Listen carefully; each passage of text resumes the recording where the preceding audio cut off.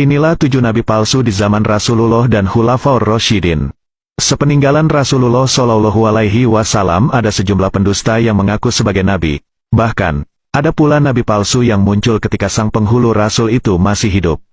1. Al-Aswad Al-Ansi. Al-Aswad Al-Ansi adalah orang yang mengaku sebagai nabi di Yaman pada masa akhir-akhir kehidupan Nabi Shallallahu Alaihi Wasallam. Ia murtad dari agama Islam dan mengaku mendapat nubuwah atau kenabian. Ia juga menjadi orang pertama yang murtad pada zaman Rasulullah Shallallahu Alaihi Wasallam.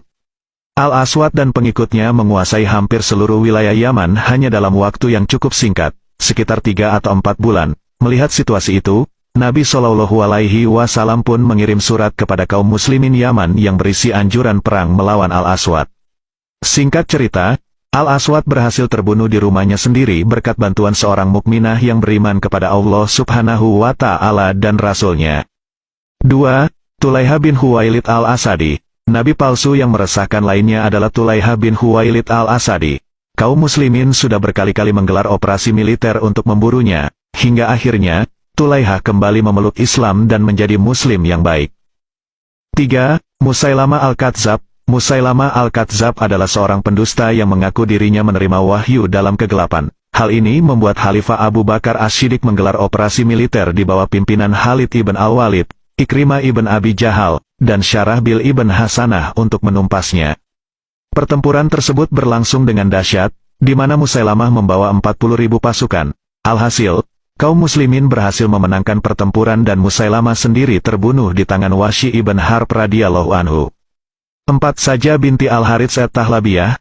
Ada juga nabi palsu dari kalangan wanita.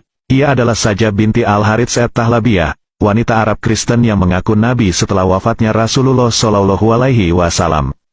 Sajah memiliki banyak pengikut yang berasal dari sukunya sendiri dan kabilah-kabilah sekitarnya. Bersama pasukannya, ia memperluas wilayah kekuasaannya hingga tiba di Al-Yamamah dan bertemu dengan Musailamah Al-Kadzab. Usai pertemuannya itu, ia pun mengakui klaim kenabian Musailamah dan menikah dengannya. Setelah Musailamah terbunuh, Sajah kembali bersama sukunya Bani Tahlab dan kembali memeluk Islam. 5. Al-Mukhtar ibn Abi Ubaid As-Sakafi. Al-Mukhtar ibn Abi Ubaid As-Sakafi adalah nabi palsu yang muncul pada masa-masa tabi'in. Awalnya ia pura-pura sebagai seorang Syiah dan berhasil menarik banyak pengikut. Setelah itu, ia mengaku menerima wahyu dari Jibril. Sejumlah pertempuran antara pasukannya dan pasukan kaum muslimin pun terjadi. Saat kaum muslimin berada di bawah komando Mus'ab ibn Zubair, Al-Mukhtar akhirnya terbunuh dan menandakan berakhirnya pertempuran. 6. Al-Harits ibn Said Al-Kadzab. Selanjutnya ada Al-Harits ibn Said Al-Kadzab. Ia awalnya memperkenalkan dirinya sebagai seorang ahli ibadah di Damaskus. Setelah itu, ia mengaku sebagai nabi. Klaim kenabian yang dilakukan Al-Harits tersebut kemudian didengar oleh Khalifah Abdul Malik ibn Marwan. Ia pun bersembunyi, tetapi ada seorang pria dari Basrah yang mengetahui keberadaannya. Pria tersebut memberitahukan kepada Khalifah Abdul Malik, lalu, Khalifah pun mengirim sejumlah ulama dan ahli agama untuk menasihati Al-Harits bahwa pengakuannya sebagai nabi adalah bisikan setan. Namun, hal ini tak dihiraukan oleh Al-Harits dan akhirnya Khalifah Abdul Malik menjatuhkan hukuman mati kepadanya. 7. Mirza Ghulam Ahmad Al-Qadiani. Pendusta yang mengaku sebagai nabi lainnya adalah Mirza Ghulam Ahmad Al-Qadiani. Namun, sosok ini tergolong baru dan bukan dari masa Khulafaur Rasyidin.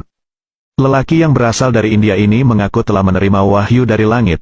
Ia juga menyatakan bahwa Allah Subhanahu wa Ta'ala sudah memberinya kabar gembira bahwa ia akan hidup selama 80 tahun. Mirza Ghulam Ahmad Al-Qadiani pun memiliki pengikut. Melihat hal itu, para ulama memberikan penjelasan kepada kaum muslimin bahwa Mirza Ghulam adalah pendusta besar, hingga pada akhirnya, ia mati akibat sakit yang menimpanya.